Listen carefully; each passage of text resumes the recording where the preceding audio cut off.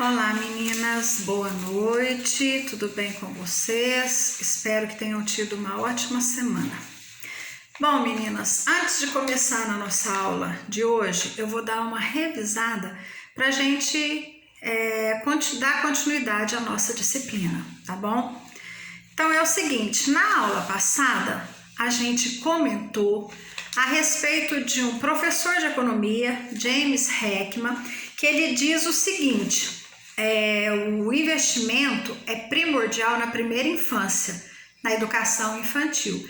Por quê? Porque quanto mais tarde, quanto mais na vida adulta, quanto mais demorar para investir e chegar na vida adulta, a absorção dos conhecimentos pelo adulto vai ser muito menor. É muito mais fácil a gente trabalhar com uma criança na educação infantil e na primeira infância, porque a cabecinha delas tem a facilidade de aceitar o conhecimento que a gente passa. E se chegar na vida adulta, a dificuldade de absorção do conhecimento vai ser maior. Essa é a fala de James Heckman, né? Aí a gente viu que a Finlândia está em primeiro lugar nos países que investem em educação. E aí o que acontece nos países que investem em educação? O retorno econômico é muito maior, o desenvolvimento econômico é maior. Haja visto que a Finlândia é um país desenvolvido em um desenvolvimento muito grande, né? Aí a gente viu também que em contrapartida a gente encontra o Brasil, que está entre os países que menos investem em educação, né? Daí a necessidade de várias situações que envolvem um desenvolvimento econômico menor. Por quê? Porque o seu investimento na educação é também um investimento pequeno. E a gente sabe que onde o investimento educacional é um investimento pequeno, o desenvolvimento econômico também vai ser um desenvolvimento pequeno, né? E aí a gente viu que quando se faz um investimento a curto prazo, o retorno também será a curto prazo. Quando a gente investe a longo prazo, o retorno também será a longo prazo. Então, assim, o retorno de um investimento num prazo maior vai ser muito maior do que um investimento em prazo menor, em prazo curto, né? Daí a necessidade de, quando for fazer um investimento, fazer a longo prazo, porque a gente vai ter um retorno maior, né? E assim, a gente sabe que a educação, ela é um direito de todos, está na LDB, na Lei de Diretrizes e Bases, mas que não pode ser reduzida a um simples fator econômico. Por quê? Porque a gente sabe que muitas vezes e muitas pessoas não têm a chance de se ingressar numa escola para poder ter um retorno na sua vida profissional, né? Aí eu me lembro que o último assunto que a gente falou na aula passada foi a respeito de qualificação de mão de obra. Então a gente vai dar continuidade agora. Qualificar para profissionalizar. Esse termo ele é muito usado nos discursos político-econômicos, político-educativos, e aí ele diz respeito à qualificação. E o que vem aqui para a gente de novo na nossa cabeça? Para a gente podermos nos qualificarmos, nos profissionalizarmos, muitas vezes, ou na maioria das vezes, a gente vai ter que requalificar, né? A gente vai ter que procurar se qualificar em alguma mão de obra para poder realizar a função que a gente quer realizar, né?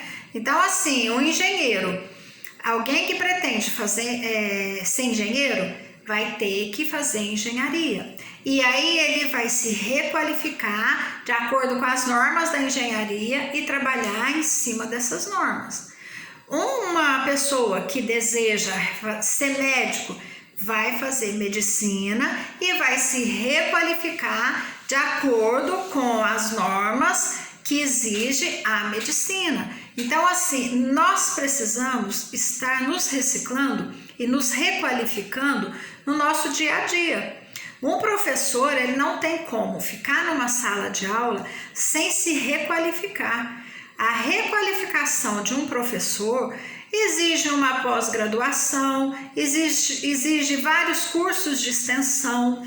Então, assim, essa necessidade de requalificação, ela se encontra em todas as profissões.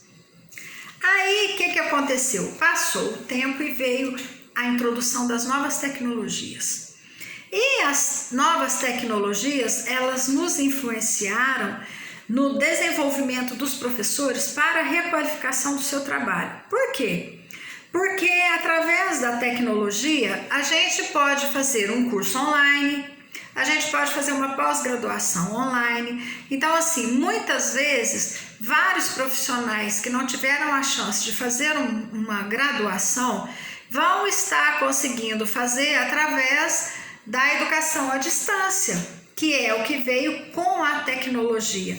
E hoje é assim, a gente pode analisar que o valor de um curso hoje é bem menor do que um valor há 5 anos atrás. Então, a chance que a gente ganhou com as novas tecnologias é de aumentar a chance de qualificar e melhorar a nossa situação como profissional, né? E assim, a requalificação profissional, ela vai desenvolver a capacidade dos profissionais para valorizar a sua mão de obra, né? Cada profissional vai se qualificar de acordo com a função que ele escolher, né? E ele vai conseguir muitas vezes realizar essa qualificação se atualizando e se reciclando através da tecnologia. E muitas vezes os profissionais vão necessitar de se requalificar para a tecnologia, porque hoje tem muitas pessoas que ainda não têm conhecimento de informática, não conseguem mexer no computador, não conseguem mexer direito no celular. Então, assim, antes de reciclar para a sua determinada função, determinada profissão, muitas vezes vai ter que se qualificar através da internet para fazer uso da informática e da internet. Então, tudo isso faz parte de requalificação das novas tecnologias que foram surgindo, né? E assim, quando os profissionais são qualificados, eles conseguem atingir os seus objetivos com mais facilidade e com maior agilidade. Por quê? Porque vai aumentar o potencial de crescimento econômico da sociedade em que ele vive, através da sua qualificação de mão de obra, né? Todos os profissionais que tendem a qualificar em determinada função, determinada profissão, ele vai estar trabalhando e ajudando o desenvolvimento econômico da sociedade em que ele está vivendo. A gente sabe que muitas vezes no Brasil é considerada assim que aumentou a escolaridade média. Então, assim, tem muito mais pessoas hoje fazendo algum curso superior do que tinha antigamente. Mas também sabe-se que, apesar de aumentar essa escolaridade, a qualidade de ensino continua baixa, continua deixando a desejar. Porque muitas vezes a gente sabe que não se investe na educação da maneira correta como deveria se investir. Aí o retorno disso é um desenvolvimento econômico negativo, né? E a gente sabe também que sempre há vagas de emprego para quem tem estudo e consegue competir no mercado de trabalho. Então, assim, se tá difícil, tem muita gente que fala assim, tem gente que tem diploma e não tem emprego, mas se tá difícil para eles que tem diploma, tem conhecimento e não consegue trabalhar, imagina para quem não tem. para quem não se qualifica, para quem não se preocupa em fazer um curso, em se reciclar, a chance de conseguir uma vaga vai ser muito menor. Então a gente tem que tirar da nossa cabeça essa ideia de que fulano tem diploma, mas não trabalha, não adianta nada. Não é assim, tá? Porque quanto menos cursos a gente tiver, menor vai ser a chance da gente conseguir competir de igual para igual com outro que tenha um curso, né? Para ter um futuro melhor, é necessário ter formação através de estudo. Isso aqui nós estamos batendo e falando o tempo inteiro, né? E a gente sabe que, como disse lá na Constituição Federal, que o governo ele deveria proporcionar condições dignas para que todo mundo fizesse essa qualificação profissional. Porque lá fala que ele deve visar o pleno desenvolvimento para a cidadania e qualificar para o mundo do trabalho, né? Trabalho social. Então, assim, a gente sabe que o governo ele deveria proporcionar para cada profissional, principalmente para os da educação, situações e oportunidades de se qualificarem sem terem que colocar a mão no bolso, porque a gente sabe que nós professores, quando queremos fazer algum curso para melhorar a nossa função, para nos requalificarmos, a gente tem que tirar do nosso bolso.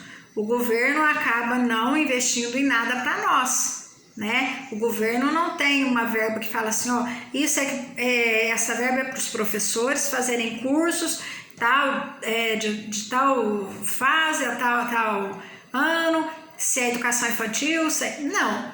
Se a gente quiser um curso para reciclar e para entender melhor o funcionamento de educação infantil, ensino fundamental, ensino médio, nós temos que arcar do nosso próprio bolso para que a gente possa investir numa qualificação para nós, né? Então, assim, é difícil, porque está na Constituição, mas fica no papel, acaba não colocando em prática, né? A educação para o trabalho, ela não é uma tarefa simples, porque quem tem conhecimento consegue melhor qualidade de vida, melhor colocação no trabalho. Isso aí a gente acabou de falar, né? Os trabalhadores com formação conseguem conseguem uma vaga de emprego melhor, uma colocação melhor e tem mais chance de concorrer a um concurso ou competir lá fora, lá na sociedade, naquilo que ele faz, na função que ele faz, né? Por isso que a educação, gente, ela está presente em todas as situações, em todas as profissões, em todos os lugares, a educação está presente. Haja visto que a gente está falando de reciclagem e de requalificação o tempo todo, e essa requalificação nós vamos fazer através de cursos, né? A Constituição Federal, aqui a gente chegou onde eu queria falar para vocês. A Constituição Federal de 1988, no artigo 205, ela afirma o seguinte: a educação deve visar ao pleno desenvolvimento da pessoa, seu preparo para o exercício da cidadania e sua qualificação para o trabalho. Eu falei antes e a gente chegou nessa parte aqui agora. Olha bem para vocês verem qual é a função da Constituição Federal. Ela visa que a educação ela deve dar o pleno desenvolvimento da pessoa para o seu preparo para o exercício da cidadania e a qualificação para o trabalho. E aonde que entra o governo e a Constituição Federal nessa qualificação para cada um de nós? Se nós quisermos nos qualificarmos, principalmente nós educadores, é o que eu já disse, nós temos que nos virar. Não adianta querer recurso daqui, recurso dali, nós vamos ter que buscar o nosso próprio recurso, tirar do nosso próprio salário para a gente requalificar e conseguir uma mão de obra de qualificação que seja boa para a gente concorrer com o outro companheiro. Então, assim, apesar de estar na Constituição Federal, nós não temos esse aporte por parte do governo. Nós, educadores, não.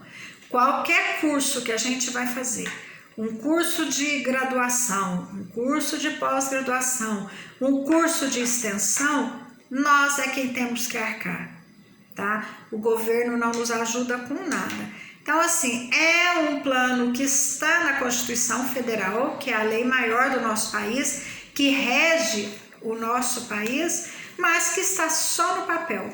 Infelizmente, não passou dali, só ficou ali, né? Apesar de estar na Constituição, o governo nem sempre investe na educação, nem sempre ou nunca, né? A educação brasileira, ela é regulamentada pelo governo federal, pela Constituição Federal, que é o que eu disse para vocês, é uma Constituição de 1988 e que está lá no papel, e a nossa educação é regulamentada por essa Constituição. Então, assim, a gente recebe as normas, as regras e as leis do governo federal juntamente com o Ministério da Educação, para que a gente possa receber os princípios orientadores nos programas educacionais. Então, assim, como parte desses princípios de recursos, vamos falar assim, de recursos, a gente já falou na aula passada, mas falou bem por cima, a respeito do Fundeb. O Fundeb é um recurso que o governo federal repassa para estados e municípios para estar investindo na educação. Então, assim, o Fundeb ele deve ser aplicado para quê? Presta bem atenção que pode ser questão que eu pergunte na avaliação de vocês, tá? Então, assim, para que o Fundeb ele é usado? Para pagamento de salários dos nossos professores, para pagamento de salários da gestão escolar, direção, coordenação, orientadora pedagógica, para compra de materiais que seja necessário adquirir para a escola, melhoria da qualidade da escola, para compra de equipamentos e também para a escola ser mantida para a manutenção da escola e, se necessário for construir uma nova escola no município, essa verba poderá ser usada para a construção de uma nova escola, de creches, né? Haja visto que hoje vários municípios têm construído muitas creches, porque a gente sabe que a lista de espera está só aumentando, né? Então, tudo isso que acontece em torno da educação vem dessa verba que se chama, esse recurso que se chama Fundeb. É um recurso que nos é repassado pelo governo federal, né? E nos faz ter o direito de mexer na parte educacional da escola, nos equipamentos e, em primeiro lugar, no pagamento de seus professores, educadores e a gestão escolar. Então, assim, esse é o recurso primordial que o governo vem nos repassar para que a gente possa estar investindo na educação, tá? E assim, é difícil porque ele é uma verba destinada à educação, mas muitas vezes, o que acontece? Como é para municípios e estados, tem municípios que as escolas são municipais, que é o caso aqui da nossa cidade, todas as escolas são municipais. Então, assim, essa verba vem para o município. Aí ele faz o pagamento dos professores e tira tudo que precisava de fazer na folha de pagamento e sobra uma verba. Ao invés de pegar essa verba e investir em alguma instituição que está precisando, ou de ar-condicionado, ou de ventiladores, ou de trocar vidros de janela, qualquer coisa que tiver necessidade de estar fazendo dentro de uma escola, muitas vezes essa verba ela é usada e direcionada para outros setores. É esse que é o erro das gestões, dos governantes. Eles recebem essa verba e ao invés de repassar ela todinha para a educação, o que sobrou dela investe em outro setor. É onde muitas vezes tem escolas com uma estrutura ruim, né? Tem uma estrutura ruim, está precisando de trocar carteiras, está precisando de trocar armários e muitas vezes pega esse recurso que é o Fundeb, que era para estar investindo na escola e investe em outro setor. Esse Fundeb, ele é um recurso que nos é passado pelo governo federal, tá? Nos últimos tempos, o desenvolvimento econômico, ele registrou um fenômeno de grande migração. Isso aqui é uma coisa que aconteceu há algum tempo atrás e está sempre acontecendo. Sempre tem migração de pessoas que moravam na zona rural para vir morar na cidade, né? Isso porque a procura de emprego e também a procura da educação, para estudar, ter um ensino melhor, quer que os filhos façam uma faculdade, ou muitas vezes as próprias pessoas que já são mais de idade não tiveram a chance de estudar, acabam vindo para a cidade para fazer um curso que a gente conhece como EJA. O que é o EJA? É o estudo de jovens e adultos, né? Educação de jovens e adultos. Então, assim, essa situação, ela acabou fazendo o quê? Muita pessoa vem para a cidade, muitas pessoas atrás de educação, e aí acabou exigindo um número maior de profissionais na educação para estar trabalhando com essas pessoas. Por quê? Aí vocês vão perguntar assim, mas o que tem a ver? Se já tem os professores. Acontece que muitas dessas pessoas que entram no EJA não são aqueles adolescentes de ensino médio que não conseguiram terminar o terceiro ano do ensino médio e vêm terminar no EJA. Não são só esses, mas são exatamente aquelas pessoas que nunca estudaram. E aí o que acontece? Elas vêm para serem alfabetizadas na educação de jovens e adultos. E muitas vezes o professor, por não se qualificar, por não se requalificar, ele não tem uma mão de obra adequada para estar trabalhando com a alfabetização desses adultos. Então é onde muitas vezes a falta de investimento na requalificação vai gerar um ensino defasado, porque muitas vezes acaba pegando um profissional para trabalhar com essas pessoas que não tem o conhecimento necessário para dar esse ensinamento para elas. E aí o que acontece? Isso aí vai influenciar aonde? No modo do desenvolvimento econômico que a gente está falando o tempo todo.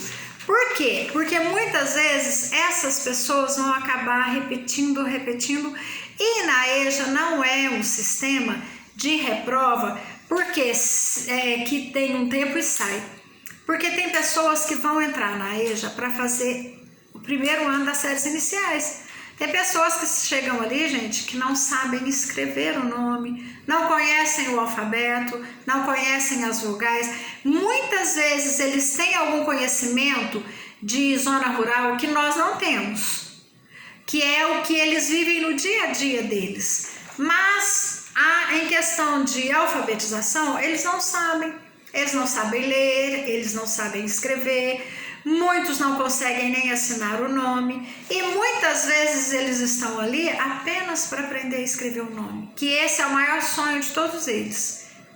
Porque querem escrever o nome, não querem mais bater o dedão lá na hora de assinar. Então, assim, essa chance desse pessoal que veio da zona rural para morar na cidade, para ter um ensino melhor, acaba também acarretando um gasto maior